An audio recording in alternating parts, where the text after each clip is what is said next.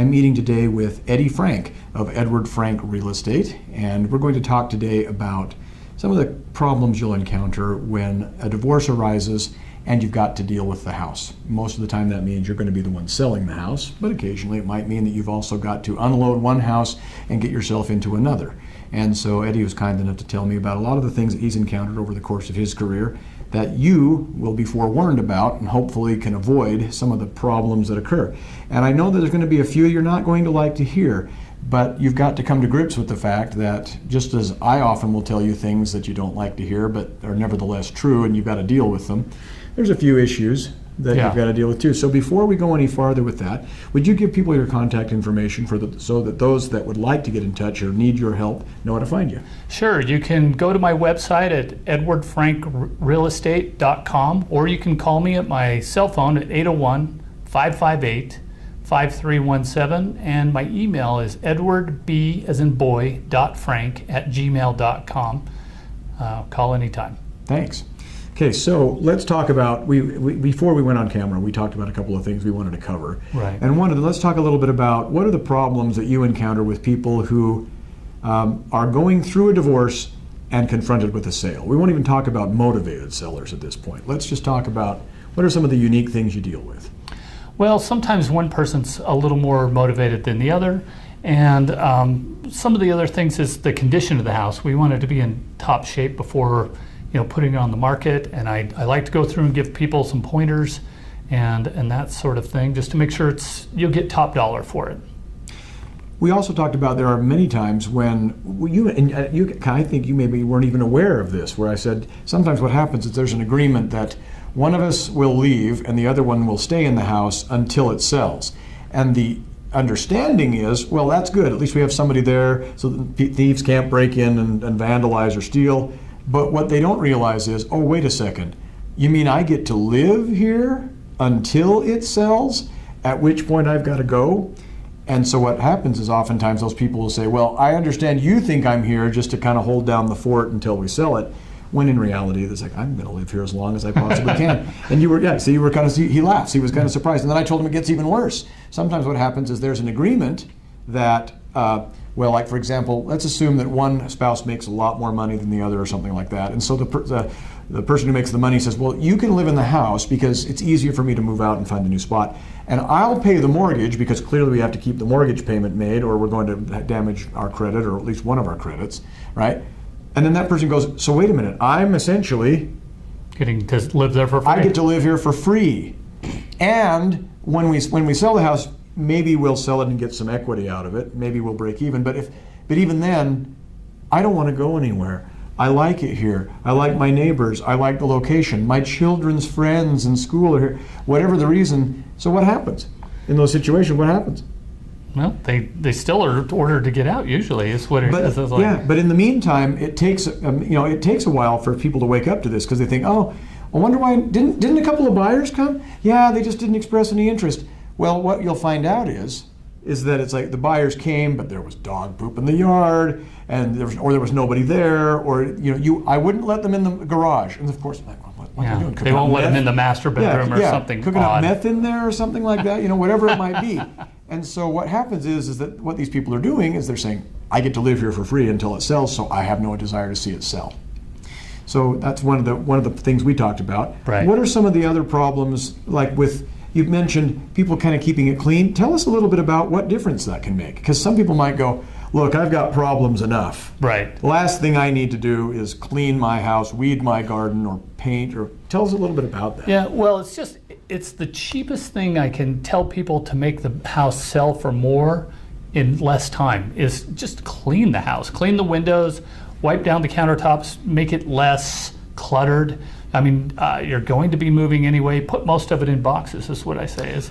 I actually had this question for you, is that I've told clients this, and I don't know if I've been giving them good advice or not. I thought I was, but I would tell people, they go, well, what am I going to do with all the boxes? And I say, well, especially if it's summertime, and it's summer when we made this video, I go, pack everything up in a box and put it in the garage, and when the buyers come to look around, make sure there's enough room to walk around in the garage. Yeah. But if there's a bunch of boxes, in there. You just tell the buyers, like, yeah, I'm getting ready to move out. I think most buyers would appreciate that. Yeah, and they do. And all the boxes are in here. Now, there's enough room for you to look around in the garage so you can see how big it is and that sort of thing. But at least everything's there. You know, I can lock the garage door. It's out, it's out of sight, and you can now get an idea of just how spacious my house is, or things like that. No, that is good advice. I tell people that it's the exact same thing. Don't make it unwalkable in the garage. Pile it up in a car configuration. If it's 2-car garage, take up 1 car space worth, so that people can walk in, get a quick look at the garage, and leave. It makes the rest of the house feel cleaner and show bigger, and like I say, get more money in less time. Some people will say, it's all well and good for you to tell me to clean up my house and kind of get it into ship shape, but I'm getting a divorce. I don't have any money. I don't have any extra money to spare. And now you're telling me that, it's just a few things here and there. But how hard is it to paint the inside of a house? It's not hard. And like I say, most of it's just cleaning. Some elbow grease, mopping, cleaning, washing windows, and that would do 90% of it. And sometimes it can just be touched up. If someone can go get a paint match at Home Depot and touch up the dings around the house, it really makes it pop a lot more than having a bunch of little, especially with kids around, crayon marks and elbow marks and things like that. Just little things like that can just, a gallon of paint isn't that expensive. Okay. And what else can people be doing to ensure that, like you talked about the timing, or like offers and setting the price. Let's talk a little bit about what people think their house is worth as opposed to what the market says. Well, what I do is I go out and I do what's called a comparative market analysis, a CMA, and I use the same information that an appraiser would use. So I'm taking comparable sold homes that are the same size and style, and I see what they sold for compared to your house, and everything gets a value: square footage, number of bedrooms, size of the yard, size of the number of bathrooms and things like that. How old it is. How old it is, exactly. So I look for similar houses, and I give you a price range. This is sort of what they're selling for. But what happens is people get a misconception by looking at usually larger houses, and they think, my 1,600 square foot house is much nicer than that 3,500 square foot house. Which may be true. Yeah, it may be better built. It's probably much prettier. But what the appraiser goes off of is, like I was telling you, it's like a pyramid, and the biggest part of the value at the bottom of the pyramid is the area.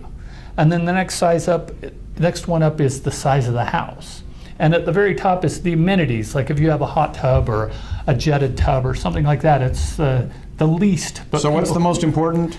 The area. The area that it's in. Yes. What part of town? Yeah. Okay. Location. Location. Size. Yeah. And then amenities. Right. Okay. And so what people often do is they put that upside down, and they give like the hot tub the most value.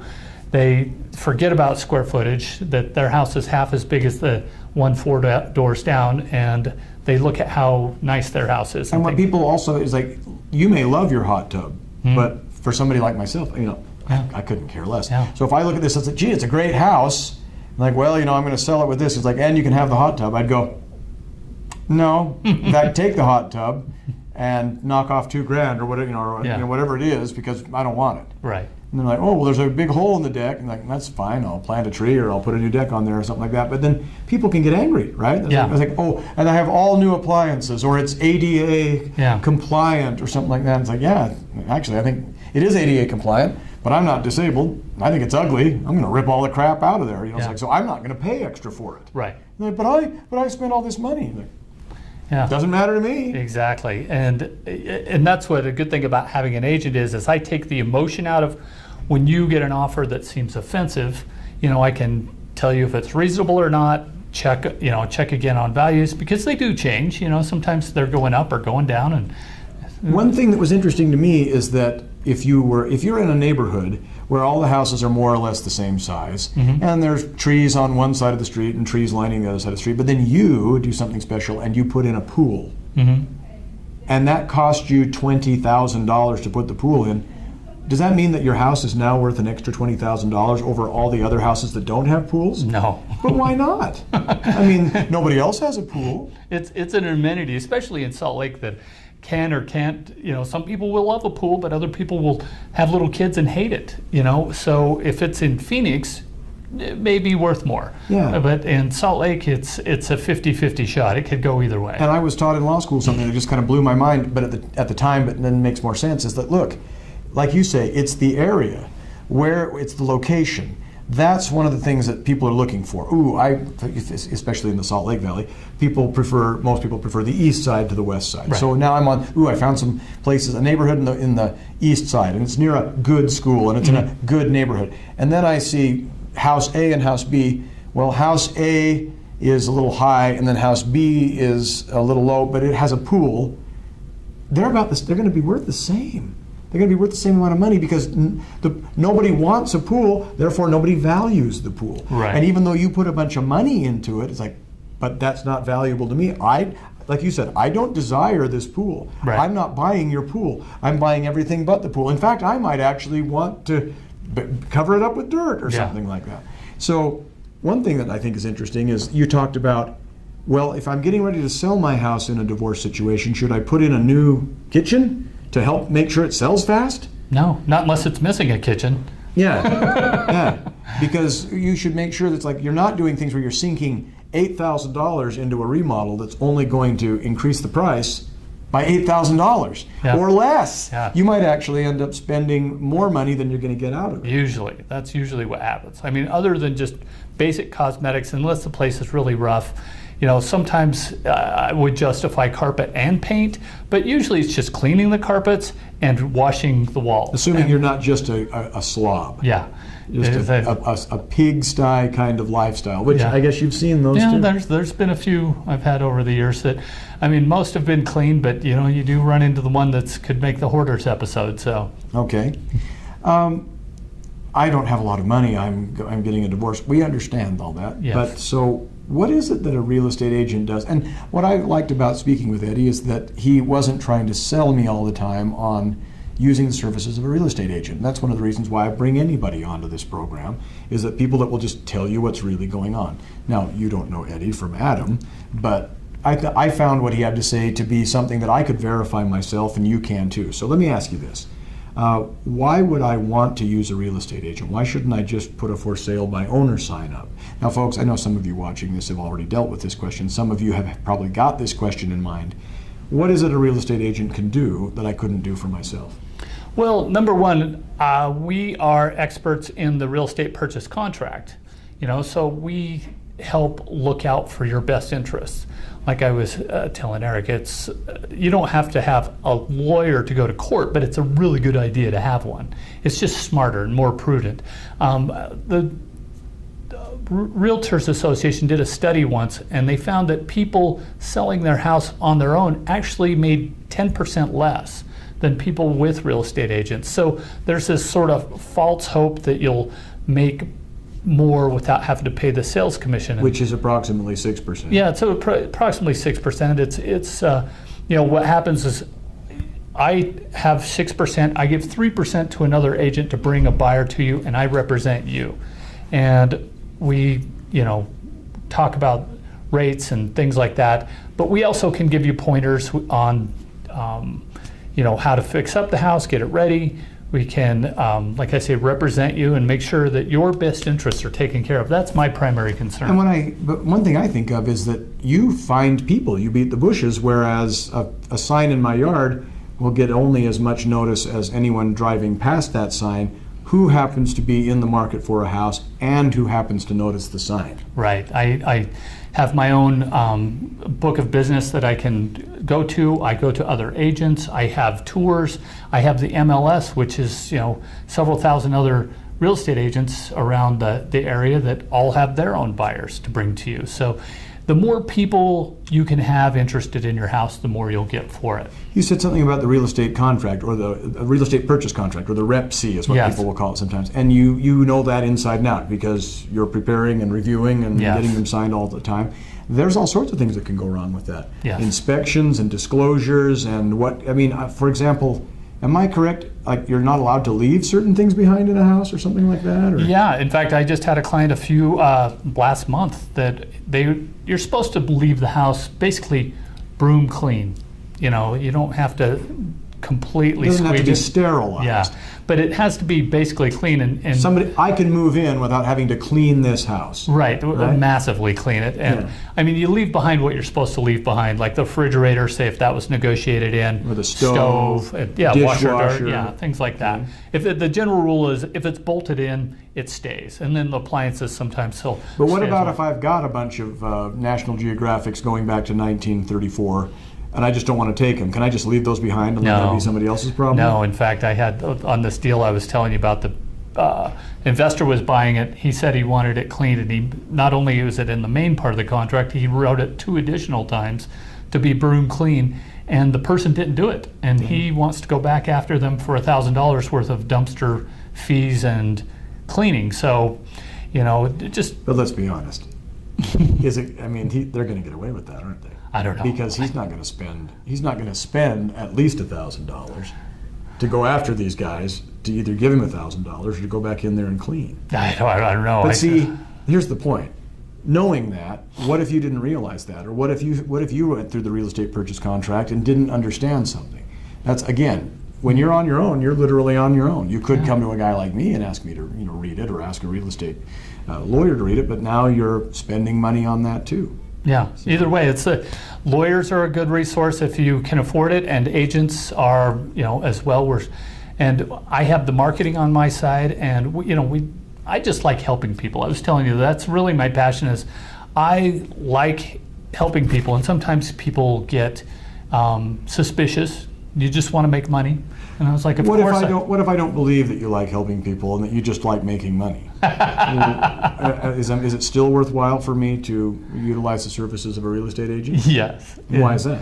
Well, because we keep you out of trouble. Number one is we, like you say, are able to foresee things from my own experience that will keep you from being your own worst enemy. And a lot of times people will get a reasonable offer and it's not full price and they get angry. So they miss a very good opportunity.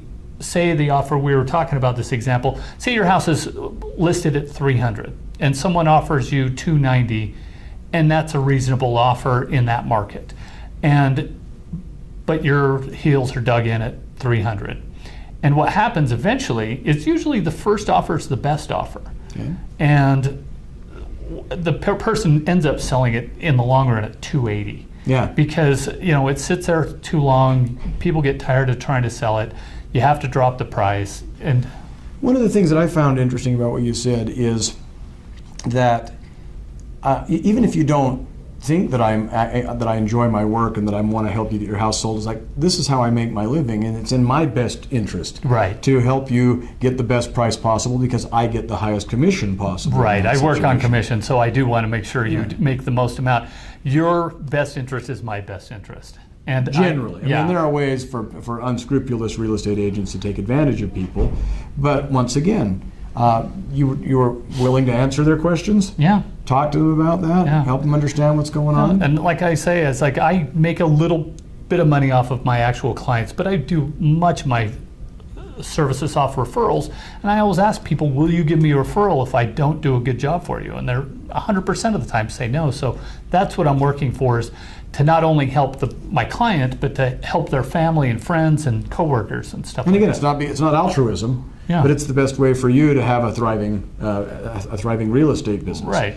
Is that you can help people with that. So you got to be careful in who you're looking for. Right. But you shouldn't have a difficult time spotting a good real estate agent, because that's an agent that's going to be transparent. Right. And sometimes someone who just gives you the highest number on a listing, say, like I was using the $300,000 analogy earlier. So someone may come to you and say, I can get you $350, and everybody else has told you $300.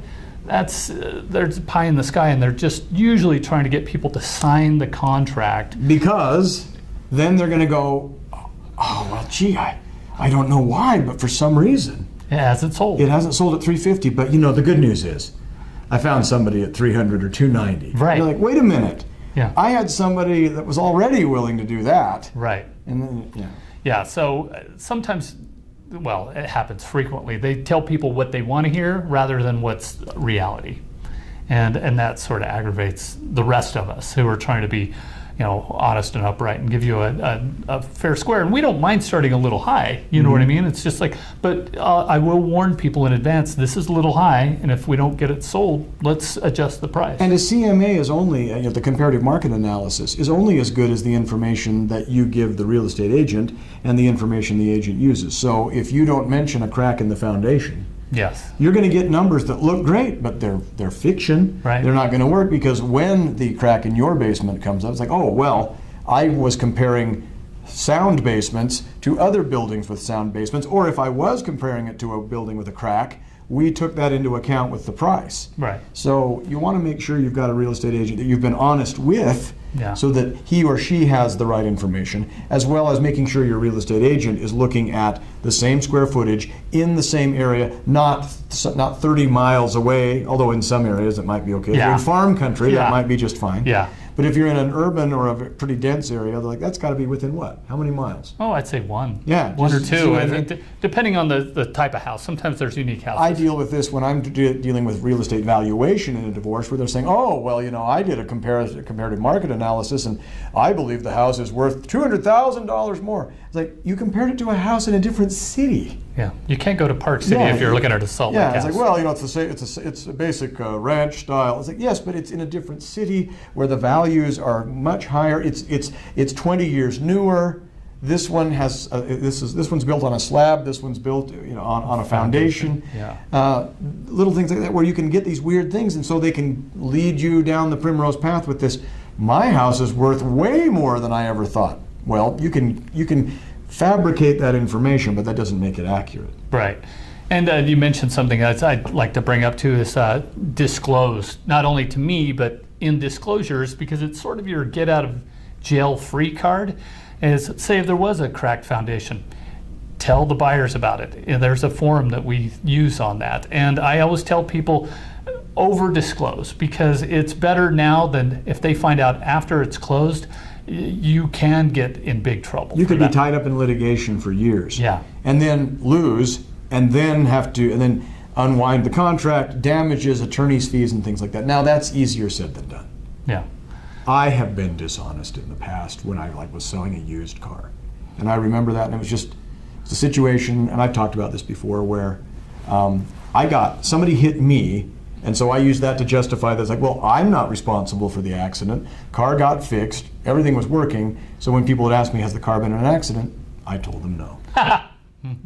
Because I wanted to sell this car, and I wanted to sell it for as much as I could. Right. And that was wrong. Yeah.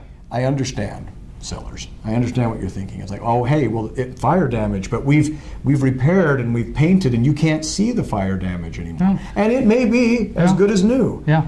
But if someone asks, was it in a fire? Was there any fire damage? Yeah, and like I say, we have a whole form and I just tell people, to say, you have a downstairs and the upstairs toilet leaked and you had some drywall damage, just put it in there. Minor leak, had repaired, no problem since. Yeah, go take a look at it. Get a home inspector, get a contractor in there, get a flashlight, take a look around, tap around. Looks to me like they did a great job of repairing it. I don't see any problem. Yeah. If you get a good inspector, like all houses will have problems at certain times or another, but these people look like they addressed it, took care of it. If you have any further problems, it won't be because of the previous owners. Right. Yeah. So make sure you over disclose and in a smart way. Yeah. Well, because there are those who like to eat well and those who like to sleep well. Yeah. And you should be in the category of wanting to sleep well, because you want to walk away from this house with whatever money's in your pocket, or zeroing out the balance on your mortgage, not asking for more trouble down the line. And besides, it's just the decent thing to do. It's the right thing to do. What if you were in that person's shoes? And we've all been there, where somebody sells us something and then over promises and under delivers. Not something you want to do. And it's going to keep you out of legal trouble in addition. You want to make a full disclosure. Right. Okay. Anything else that you feel that people should be aware of? Well, just on my part, like I say, I really like helping people. I've got a really great marketing plan, an 85-point marketing plan. If you have any questions, feel free to ask. I like helping people, even when I'm not making money.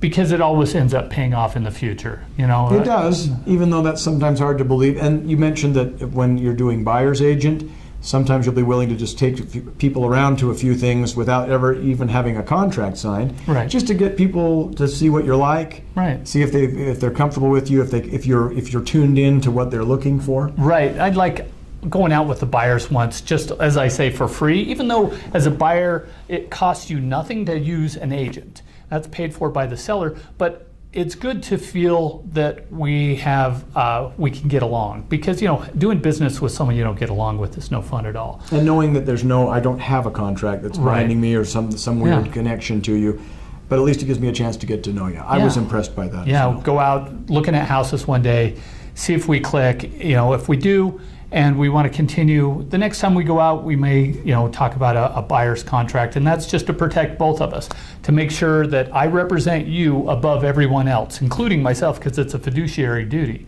And I can negotiate on your behalf. I can give you